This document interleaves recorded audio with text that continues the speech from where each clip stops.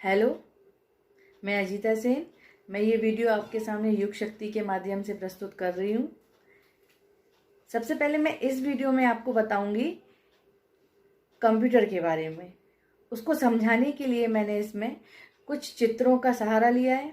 चित्रों का यूज़ करूँगी और कुछ चुनिंदा वीडियोओं को इसमें एडिट करूँगी वीडियो में, ताकि आप कंप्यूटर के बारे में अच्छे से जानकारी समझ सकें। मेरी कोशिश यही है कि आप इसको अच्छे से समझ सकें, इसलिए उन वीडियोस को और उन चित्रों के माध्यम से आप उसको समझ पाएंगे। चलिए तो अब शुरू करते हैं। कंप्यूटर क्या है? कंप्यूटर एक तरह का इलेक्ट्रॉनिक मशीन है जो टास्क और कैलकुलेशंस हमारे इंट्रोडक्शन के हिसाब से परफॉर्मेंस कर सकता है। आप इसे ऐसे भी समझ सकते हैं कि कंप्यूटर एक तरह का इलेक्ट्रॉनिक मशीन है जो मैथमेटिकल्स प्रॉब्लम सॉल्व करता है। इसमें आसानी से संदेश भेजे जा सकते हैं, म्यूजिक प्ले किया जा सकता है, वीडियोस प्ले किए जा सकते हैं और इसी तरह के बहुत से काम किए जा सकते हैं। अगर हम इलेक्ट्रॉनिक कंप्यूटर के बारे में बात करें तो इसे 1940s में इंट्रोड्यूस किया गया था, लेकिन इस समय इतना बड़ा नहीं होता था।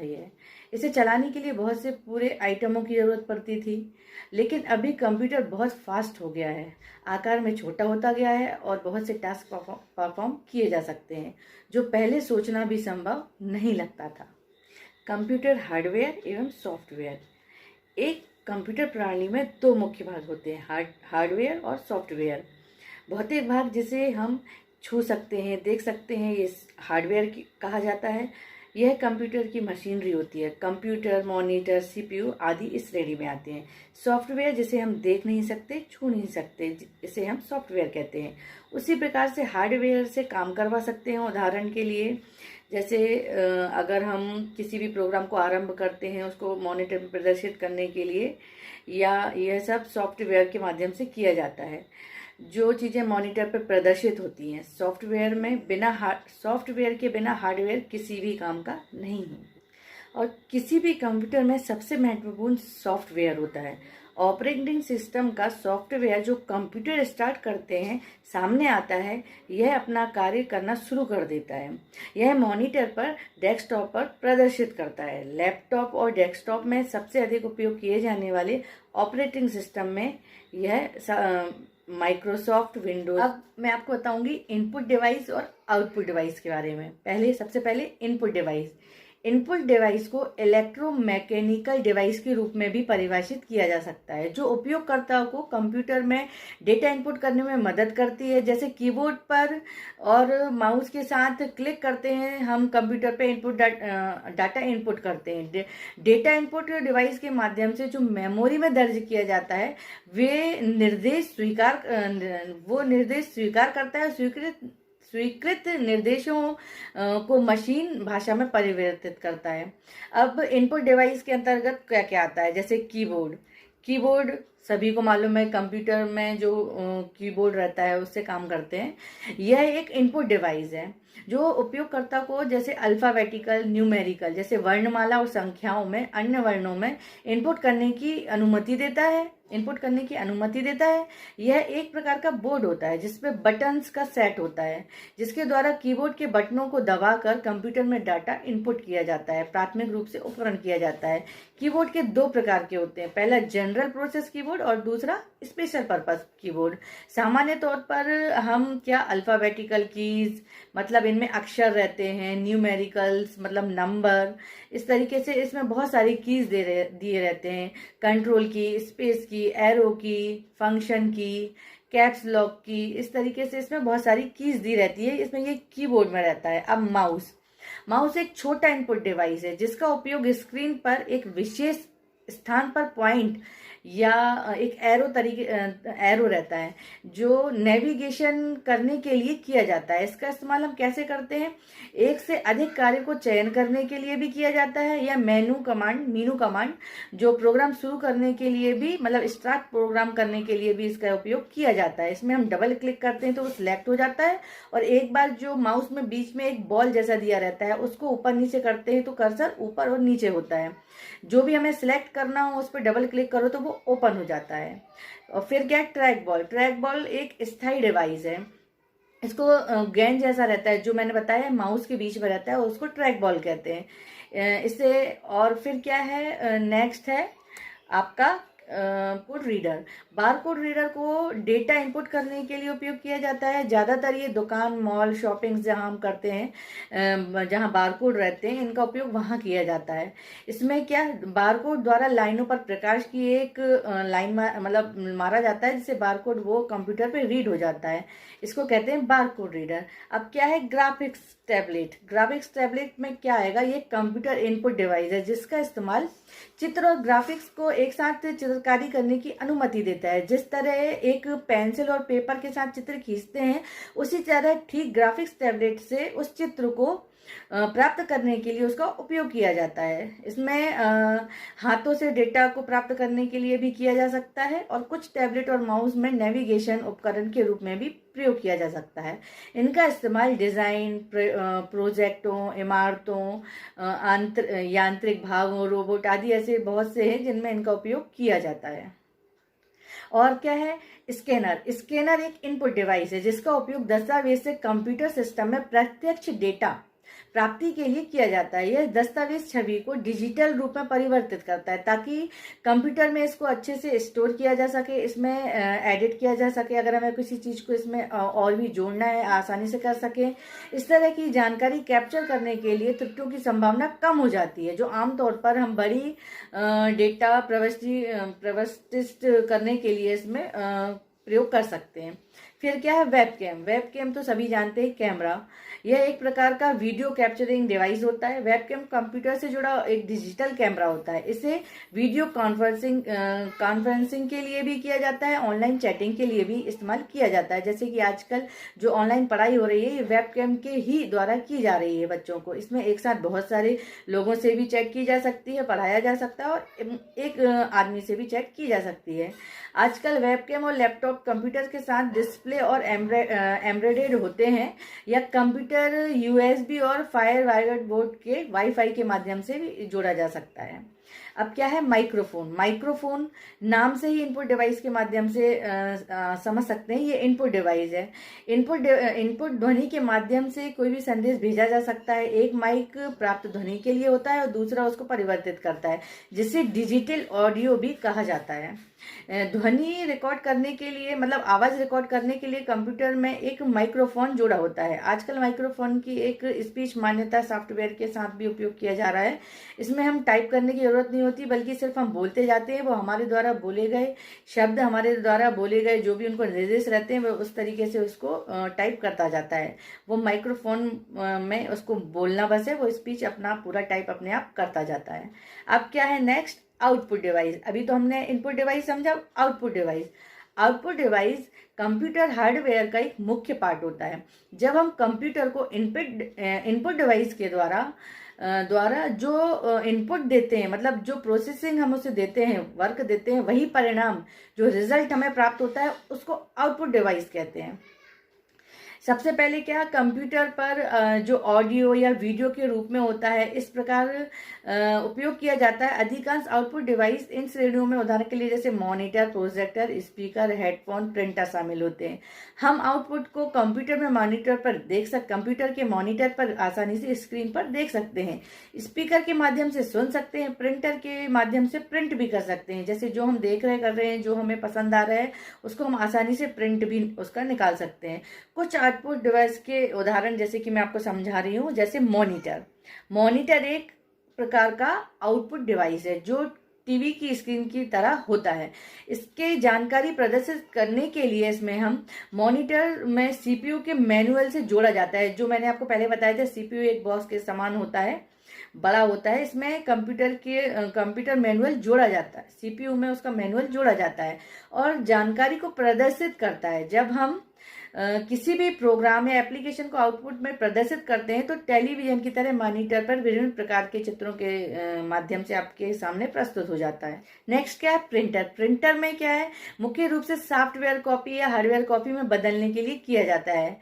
जैसे अगर किसी किसी भी चित्र को या जो भी उसमें कुछ हमें निकालना है, तो प्रिंट निकालना है या किसी भी तरीके की उसमें उपयोग करना है निकाल के, तो उसमें क्या हार्डवेयर कॉपी डालकर सॉफ्टवेयर कॉपी डालकर हार्डवेयर कॉपी आसानी से हम निकाल सकते हैं। और क्या है इसमें, स्पीकर में हम गाने सुन सकते हैं आसानी से, और जो भी हम मूवी या जिस तरीके भी उसमें ध्वनि सुनना चाहते हैं आसानी से स्पीकर का यूज करके सुन सकते हैं। क्या होते हैं स्टोरेज डिवाइस, जिसमें हम किसी भी तरीके की सूचनाओं या अपने डाटाओं को सेव करने के लिए उपयोग किया जाता है, जैसे सीडी, पेन ड्राइव और हार्ड डिस्क। इस तरीके की ये जो होती हैं ये होते हैं स्टोरेज डिवाइस। इनमें आसानी से अपने डाटा को स्टोर कर सकते हैं और आने वाले टाइम में या कभी भी जैसे तुरंत उपयोग नहीं करना है, थोड़े टाइम बाद उपयोग करना है, उसको लगा के कंप्यूटर में अपने उसको फिर से दोबारा रिओपन करके उसके आगे वर्क कर सकते हैं, या उसके जो भी आपको उसमें काम करना है आप आसानी से कर सकते हैं। अब नेक्स्ट क्या है, ऑपरेटिंग सिस्टम, जिसे शॉर्ट में ओएस भी कहते हैं। ओएस, कंप्यूटर के अंदर जितने भी मैनेजमेंट प्रोसेस होते हैं वो ऑपरेटिंग सिस्टम द्वारा ऑपरेट किए जाते हैं। ऑपरेटिंग सिस्टम एक तरह का सिस्टम ऑफ सॉफ्टवेयर होता है। ऑपरेटिंग सिस्टम द्वारा कंप्यूटर के सभी बेसिक टास्क परफॉर्म किए जाते हैं, जैसे कि file management, memory management, process management, etc मतलब इत्यादि। ऑपरेटिंग सिस्टम की वजह से जितने भी एप्लीकेशंस सॉफ्टवेयर होते हैं उन्हें कमांड किया जाता है, कमांड समझ पाते हैं। अपना कार्य होना चाहिए कंप्यूटर, और अच्छी तरह से समझने के लिए कंप्यूटर का जितना ज़्यादा हम उपयोग करेंगे उतने अच्छे तरीके से सारी ये ऑपरेटिंग सिस्टम, सीपीयू, कीबोर्ड या जो भी पार्ट्स हैं, मतलब जितना हम इसको यूज़ करेंगे चलाएंगे उतनी अच्छी से इस कंप्यूटर को। आजकल कंप्यूटर का उपयोग बहुत बढ़ गया है। हर फील्ड में हमें कंप्यूटर की आवश्यकता मतलब होती ही है। नेट की आवश्यकता और कंप्यूटर की आवश्यकता। इसको हम शिक्षा के क्षेत्र में, ऑफिस में, स्कूलों में, मतलब कॉलेजों में, अपने पर्सनल काम के लिए बहुत से ऐसे फील्ड हो गए हैं, मतलब ऑनलाइन टिकट के लिए, शॉपिंग के लिए, मूवीज़ देखने के लिए, सॉन्ग सुनने के लिए, दूर बैठे किसी भी मित्र से या रिश्तेदारों से बात करने के लिए, नेट के सहायता से कंप्यूटर पे बहुत सी चीज़ें इतनी आगे बढ़ चुकी हैं। इन सब का उपयोग इतना इजी हो गया है, इतनी आसानी से घर बैठे हर चीज़ मतलब पॉसिबल हो सकी है सिर्फ कंप्यूटर और आज की टेक्निक के कारण। जैसे अगर हमें टिकट बुक करना है, अगर नेट है हमारे पास, हम उसमें तुरंत अपनी टिकट घर बैठे बुक कर सकते हैं। ऑनलाइन शॉपिंग करना है तो तुरंत उसमें बैठे बैठे सारे प्रोडक्ट्स देख सकते हैं, अच्छी तरीके से बिना परेशान हुए, बिना बाहर जाए सारी चीज़ों को उसमें देख सकते हैं। जो हम चाहते हैं उसे घर मंगा सकते हैं, बिजली के बिल हम चुका सकते हैं, अपनी एयर टिकट्स कर सकते हैं। हर काम इतना ईजी हो गया है इसलिए कंप्यूटर के माध्यम से। ये सारे क्या है, टेक्निक प्रोसेस हैं जो हमारे दैनिक जीवन को बहुत ही इजी बनाता जा रहा है। अब मैं बताऊंगी सीपीयू। सीपीयू क्या है? सीपीयू का फुल फॉर्म है सेंट्रल प्रोसेसिंग यूनिट। इसका मतलब ये है कंप्यूटर एक ब्रेन की तरह होता है जो हमारे मस्तिष्क की तरह काम करता है। क्या है, सबसे पहले हम आंखों से जिस चीज़ों को देखते हैं, वो जैसे किसी गणित को देखते हैं तो सबसे पहले वो हमारे आंखों के द्वारा हमारे मस्तिष्क में जाता है, उसके बाद वो उसको सॉल्व करने की कोशिश करता है। इसी तरीके से कंप्यूटर भी, सीपीयू भी कंप्यूटर का ब्रेन होता है। जो भी हम उसको इंस्ट्रक्शन देते हैं कंप्यूटर को, उसे पूरा करने के लिए सीपीयू की आवश्यकता होती है। सीपीयू को प्रोसेसर के नाम से भी जाना जाता है। अब कंप्यूटर कैसे काम करता है? चलिए आइए ये समझते हैं। तो सबसे पहले हम, जो हमारी आंखें देख नहीं सकती, इसे समझ जरूर सकती हैं। कंप्यूटर को जब हम कुछ इंस्ट्रक्शन देते हैं तो कीबोर्ड और माउस की मदद से हम इंस्ट्रक्शन सीपीयू तक जाता है, हमारा दिया हुआ जो भी हमारा काम रहता है सीपीयू तक जाता है, और सीपीयू हमारे द्वारा इंस्ट्रक्शंस दिए गए जो रहते हैं उनका पालन करता है, और इसी तरह हमारा कंप्यूटर काम करता है। कंप्यूटर प्रोग्राम क्या है? कंप्यूटर प्रोग्राम, ठीक है, कंप्यूटर प्रोग्राम को समझने के लिए सबसे पहले क्या है, कंप्यूटर को हम इंस्ट्रक्शंस देते हैं, कलेक्शंस कह सकते हैं, जो किसी विशेष काम के लिए बनाया जाता है। जब हम उस काम को, प्रोसेस को एक्सक्यूज करते हैं तब जिस तरह काम के लिए वीडियो बनाया जाता है वह पूरा हो जाता है। एक बात हमेशा याद रखना, कंप्यूटर एक मशीन है जो इंसानों की भाषा नहीं समझता, इसलिए इसे कंप्यूटर प्रोग्राम बनाए जाते हैं। जो कंप्यूटर्स को इंटरैक्ट करता है, कंप्यूटर प्रोग्राम को करता है, उसे हम कंप्यूटर प्रोग्रामर कहते हैं। जैसे जिस भाषा को हम प्रोग्राम में इस्तेमाल करते हैं उसे प्रोग्रामिंग लैंग्वेज कहते हैं। ये बहुत तरह के होते हैं। अब मैं आपको बताऊंगी रोम और रैम क्या है। पहली मेमोरी को हम रोम कहते हैं। इसका मतलब होता है रीड ओनली मेमोरी। जब हमारा कंप्यूटर बंद होता है तब यह सभी डाटा अपने पास स्टोर करके रखता है, जैसे कि हार्ड ड्राइव और पेन ड्राइव। दूसरी मेमोरी को हम कहते हैं रैम। रैम का मतलब होता है रैंडम एक्सेस मेमोरी। यह हमारा डाटा सिर्फ कुछ समय के लिए स्टोर करके रखता है। जैसे ही हम कंप्यूटर बंद कर देते हैं, रैम पूरी तरह से खाली हो जाता है। अब जो भी मैंने आपको इसमें अभी समझाया है कंप्यूटर के बारे में, चित्र और वीडियो के माध्यम से आप इसको और अच्छी तरीके से समझ सकते हैं, जो मैंने इस वीडियो में एडिट कर रखा है। उम्मीद करती हूँ उनको देख के आप और अच्छा समझने की कोशिश करें। रोहन, कृपया बैठ जाइए। मैं आपको कंप्यूटर, स्मार्टफोन और टैबलेट के बारे में और अधिक बताती हूँ। बाकी आप लोग भी बैठ जाइए, जिससे मैं आप सभी को डिजिटल यंत्रों के बारे में और अधिक बता सकूं। सबसे पहले हम यह सीखते हैं कि कंप्यूटर क्या है। कंप्यूटर एक इलेक्ट्रॉनिक यंत्र है जिसका उपयोग आंकड़ों व सूचनाओं के संकलन व प्रसंस्करण के लिए किया जाता है। हम कंप्यूटर से क्या क्या कर सकते हैं? कंप्यूटर के जरिए मीलों दूर रहने वाले परिवार के सदस्यों व मित्रों से जुड़ा जा सकता है। रेल टिकट बुक कराए जा सकते हैं, बैंक खाते में लेन देन किया जा सकता है, सूचनाएं एकत्रित की जा सकती हैं, खेल खेले जा सकते हैं, गाने सुने जा सकते हैं और सिनेमा पिक्चर देखी जा सकती है। अब हम कंप्यूटर व उसके विभिन्न हिस्सों के बारे में सीखते हैं। A computer is divided into two parts, hardware and software. The computer and all the equipment connected to it are called hardware. Software is the set of instructions that the computer follows in performing a task. आपका मतलब है कि screen पर दिखने वाले सभी icons software होते हैं? हाँ रोहन, सॉफ्टवेयर कंप्यूटर में प्रोग्राम होते हैं जिनसे हम भांति भांति के काम करते हैं। अब हमें विभिन्न उपकरणों के विषय में जानना चाहिए जिनसे कंप्यूटर बनता है। कंप्यूटर के 3 अंग होते हैं। पहला इनपुट डिवाइस, दूसरा प्रोसेसिंग डिवाइस, तीसरा आउटपुट डिवाइस। जैसे एक ट्रैक्टर को चलने के लिए डीजल अथवा पेट्रोल की आवश्यकता होती है, ठीक उसी तरह कंप्यूटर में डाटा भरने, निर्देश अथवा सूचनाएं संकलित कर विभिन्न कार्य करने के लिए उपकरणों की आवश्यकता होती है। Devices which are used to insert data, instructions or information into a computer are called input devices. इन चित्रों को देखो, ये कुछ इनपुट डिवाइसें हैं जिनका प्रयोग कंप्यूटर में होता है। ये इनपुट डिवाइस निम्न हैं: pen drive, mouse, keyboard, CD, microphone. Keyboard और माउस प्राथमिक इनपुट डिवाइसें हैं। यह बिल्कुल टाइपराइटर के कीबोर्ड की तरह दिखता है। हाँ, इसमें कुछ अतिरिक्त बटन अवश्य है। सामान्य कीबोर्ड के बटनों के साथ इसमें कुछ अंक एवं विशेष बटन अवश्य होते हैं। क्या आप मुझे बताएंगी कि इन विशेष बटनों का प्रयोग किस लिए किया जाता है? अंक बटनों की सहायता से कैलकुलेटर की भांति कंप्यूटर में अंक भरे जाते हैं।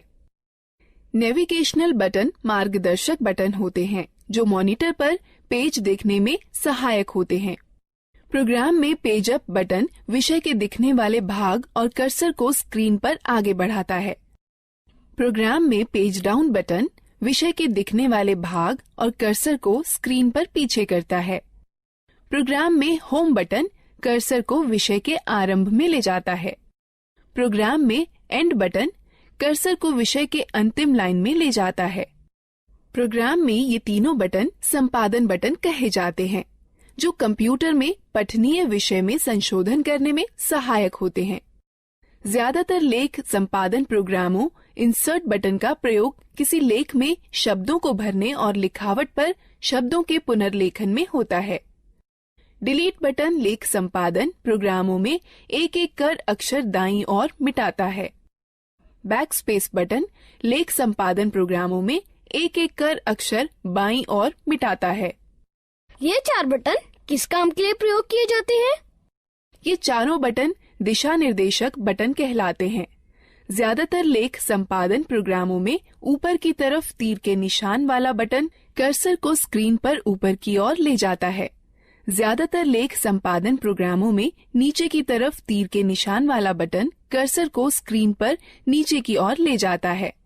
ज्यादातर लेख संपादन प्रोग्रामों में बाएं की तरफ तीर के निशान वाला बटन कर्सर को स्क्रीन पर बाएं की ओर ले जाता है।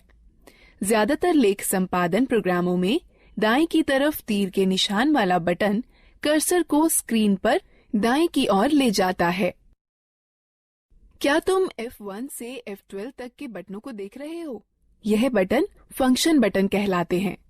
यह बटन कंप्यूटर पर सक्रिय प्रोग्राम के अनुसार निर्दिष्ट किए गए विशेष कार्य को निष्पादित करते हैं। ज्यादातर प्रोग्रामों में एस्केप बटन चल रही प्रक्रिया समाप्त कर देता है। कंट्रोल और अल्टरनेट बटन क्रिया परिवर्तन बटन हैं, जो ज्यादातर प्रोग्रामों में विशिष्ट कार्य और माउस की क्रिया को या तो परिवर्तित कर देते हैं या तो बढ़ा देते हैं। विंडो बटन विंडोज के स्टार्ट मेनू को सक्रिय कर देता है। यह बिल्कुल वैसे ही होता है जैसे कि टास्क बार के स्टार्ट बटन पर क्लिक करने से होता है। अब तक हमने कीबोर्ड के विभिन्न बटनों के बारे में सीखा। अब हम माउस के बारे में सीखते हैं। माउस एक दिखाने, निर्देशन करने वाला यंत्र है, जिसका प्रयोग कंप्यूटर स्क्रीन पर दिखने वाले विषय, आइकन्स को इंगित कर उनसे परस्पर संबंध बनाने में होता है। आप देखेंगे कि जैसे ही माउस चलाया जाता है, वैसे ही माउस चलाए जाने की दिशा में एक छोटा तीर स्क्रीन पर चलता है। इस तीर को पॉइंटर कहते हैं। पॉइंटर की सहायता से कंप्यूटर को प्रक्रिया के लिए डाटा व निर्देश उपलब्ध कराए जा सकते हैं। माउस पर 2 बटन भी होते हैं, बायां बटन और दायां बटन। माउस के दोनों बटनों के बीच में एक घूमने वाला चक्का भी होता है, जिसकी मदद से प्रलेख या डॉक्यूमेंट और वेब पेज पर आसानी से चला जा सकता है। ये माउस द्वारा किए जा सकने वाले कुछ कार्य हैं। माउस के बाएं बटन को एक बार दबाकर स्क्रीन पर किसी प्रोग्राम को चुना जा सकता है।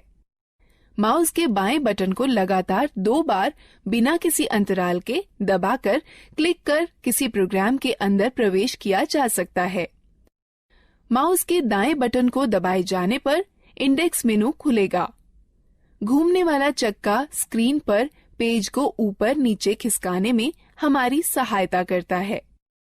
जिस तरह दानों से भूसी निकालने या गेहूं को पीसने में ग्राइंडिंग मिल एक प्रोसेसिंग मशीन की तरह काम करती है, उसी तरह कंप्यूटर में वह यंत्र जो डाटा संग्रहण और संरक्षण को नियंत्रित करते हैं, वह प्रोसेसिंग डिवाइस कहलाते हैं।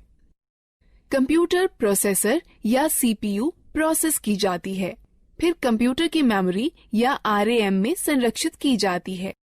जिस तरह दानों से भूसी निकालने या गेहूं को पीसने में ग्राइंडिंग मिल एक प्रोसेसिंग मशीन की तरह काम करती है, जिस तरह अनाज और भूसे को अलग अलग करने वाला थ्रेशर एक आउटपुट मशीन है, उसी तरह कंप्यूटर के साथ परिणाम को दिखाने के लिए जो यंत्र प्रयोग में लाए जाते हैं, उन्हें आउटपुट यंत्र कहते हैं। मॉनिटर एक बहुत ही सामान्य आउटपुट यंत्र है।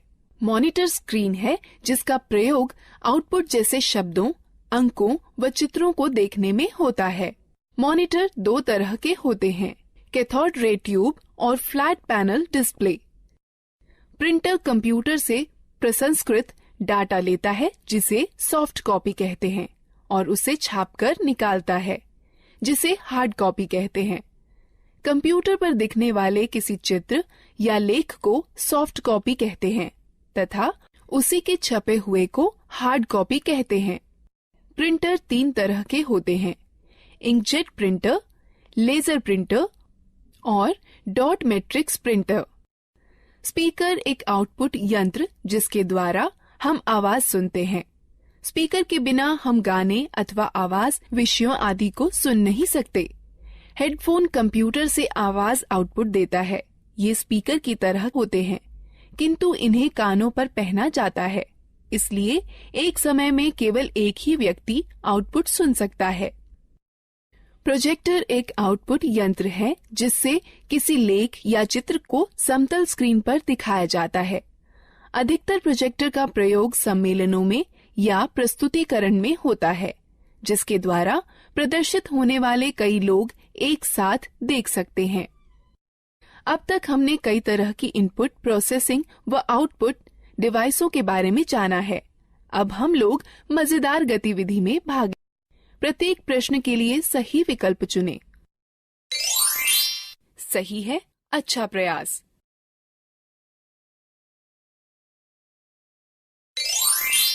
सही है, अच्छा प्रयास।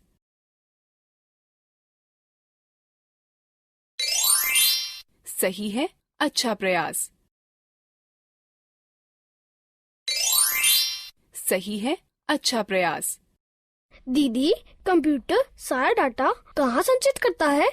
जिस तरह तुम्हारा दिमाग बहुत सी आवश्यक चीजों को याद रखने में तुम्हारी मदद करता है, उसी तरह कंप्यूटर डाटा संचित करता है, जिसे कंप्यूटर मेमोरी कहते हैं।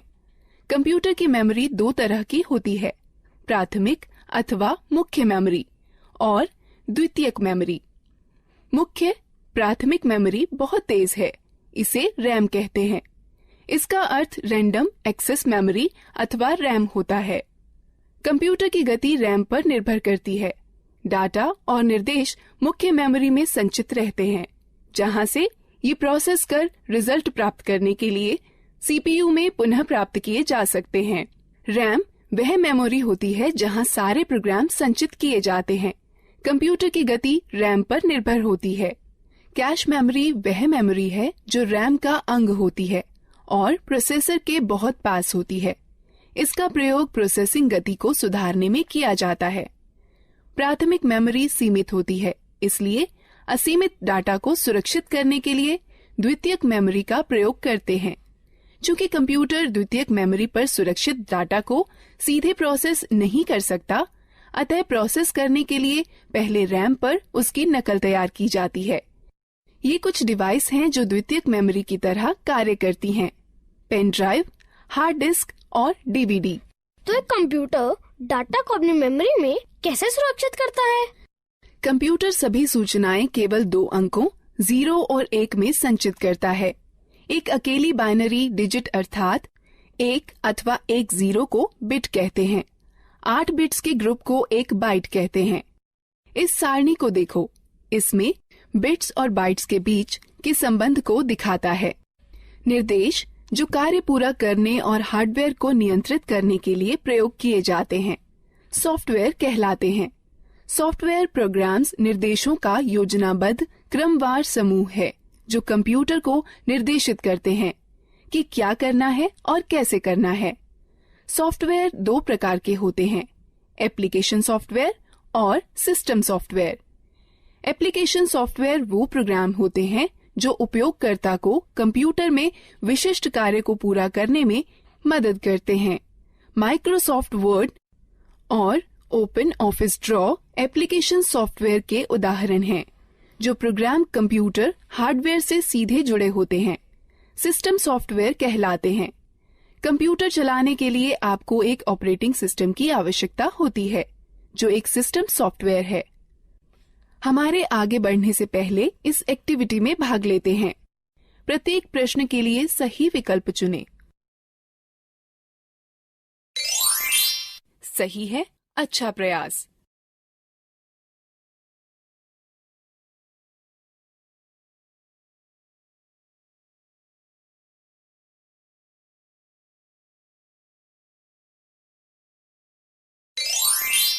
सही है, अच्छा प्रयास।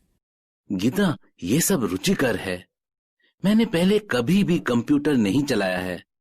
क्या तुम मुझे बता सकती हो कि कंप्यूटर कैसे स्थापित किया जाता है और कैसे चलाया जाता है?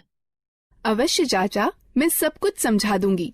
सबसे पहले मैं आपको कंप्यूटर के विभिन्न अंगों से परिचित कराती हूँ। यह मॉनिटर है। यह टेलीविजन की तरह है और इसकी स्क्रीन पर आउटपुट देखा जाता है। यह सिस्टम बॉक्स है। इसमें सेंट्रल प्रोसेसिंग यूनिट अर्थात सीपीयू होता है। यह सीपीयू ही कंप्यूटर का मुख्य दिमाग होता है। यह कीबोर्ड और माउस हैं। यह दोनों इनपुट डिवाइस हैं जिसके द्वारा कंप्यूटर में डाटा भरा जाता है। कंप्यूटर को जोड़ने के लिए सबसे पहले उसे मेज पर रखिए। तब सिस्टम बॉक्स के बगल में मॉनिटर रखिए। सिस्टम बॉक्स के पीछे का भाग देखिए। इसमें विभिन्न डिवाइसें जोड़ने के लिए खांचे बने हैं जिन्हें पोर्ट कहते हैं। अब इस तरह से मॉनिटर सिस्टम से जोड़ा जाता है। सिस्टम बॉक्स वीडियो पोर्ट को वीजीए पोर्ट कहते हैं। इससे मॉनिटर को जोड़ने वाले तार को वीजीए केबल कहते हैं। वीजीए केबल के एक सिरे को सिस्टम के वीजीए पोर्ट से तथा दूसरे को मॉनिटर से जोड़ा जाता है। कीबोर्ड दो प्रकार के कनेक्टर वाले होते हैं, PS2 कनेक्टर अथवा USB कनेक्टर। कीबोर्ड को कनेक्ट करने के लिए उसके कनेक्टर को सिस्टम के उपयुक्त पोर्ट में जोड़ा जाता है। माउस 3 प्रकार के कनेक्टर वाले होते हैं, PS2 कनेक्टर, USB कनेक्टर अथवा सीरियल कनेक्टर। माउस को कनेक्ट करने के लिए उसके कनेक्टर को सिस्टम के उपयुक्त पोर्ट में जोड़ा जाता है। उसी तरह यदि आप प्रिंटर को जोड़ना चाहते हैं तो उसके कनेक्टर, जो इन दो में से किसी एक प्रकार का हो सकता है, समानांतर पोर्ट अथवा USB पोर्ट को सिस्टम के उपयुक्त पोर्ट में जोड़ दें। अब हम कंप्यूटर को बिजली के मेन बोर्ड से कैसे जोड़ सकते हैं? कंप्यूटर 2 बिजली सप्लाई के तारों के साथ आता है। एक बिजली सप्लाई तार को सिस्टम यूनिट के बिजली सप्लाई प्लग में तथा दूसरे तार को मॉनिटर के पोर्ट से प्लग करें। उसके बाद दोनों तारों को बिजली के पोर्ट से या UPS से जोड़ें। क्या आप हमें दिखा सकती हैं कि कंप्यूटर को कैसे जोड़ते हैं? बिल्कुल। कंप्यूटर चालू करने के लिए निम्न कार्यवाहियों का अनुसरण करें। पहले सिस्टम यूनिट व मॉनिटर दोनों की बिजली सप्लाई चालू करें। तब सिस्टम यूनिट का पावर बटन दबाकर उसे चालू करें व मॉनिटर का पावर बटन दबाकर उसे चालू करें। अब कुछ क्षण इंतजार करें और देखें कि मॉनिटर पर डिस्प्ले आने लगा है। इसे बूट स्क्रीन कहते हैं।